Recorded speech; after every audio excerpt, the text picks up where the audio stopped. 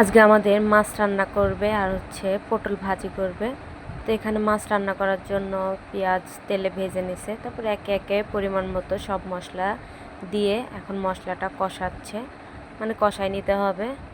তো এই যে দেখেন কষানো হয়ে গেছে, তো মাছটা দিয়ে দিচ্ছে। আর এই মাছগুলো হচ্ছে আমি নাম জানি না, এখানে মানে বাম মাছ, তারপরে অনেক ধরনের আর কি মিশালো মাছ। তো এই মাছটা আর কি ভুনা করবে। আর এদিকে আমার আম্মু পটলগুলো ভেজে নিচ্ছে। তো দুই চুলায় দুইটা বসাই দিছে, তো মাছ তরকারি হয়ে গেছে। তো আমার আম্মু গরম মশলা গুঁড়ো, জিরের গুঁড়ো দিয়ে দিচ্ছে আর ধনিয়া পাতা। তো দেখেন তরকারির কালারটা কত সুন্দর আসছে।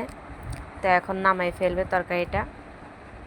আর এদিকে যে পটলগুলো ভাজা হয়ে গেছে, পটলগুলো পেঁয়াজ দিয়ে সুন্দর করে ভেজে নিবে। আর এটা খেতে কিন্তু অনেক ভালো লাগে। তো এই যে দেখেন পেঁয়াজের ভিতরে কিছু মশলা দিয়ে দিচ্ছে। তো পেঁয়াজ ভাজা হয়ে গেছে, এখন আবার পটলগুলো দিয়ে ভালো মতো মিশিয়ে তারপরে এখন নামাই ফেলবে। তো এই পটল ভাজিটা ভাতের সাথে খেতে কিন্তু অনেক ভালো লাগে।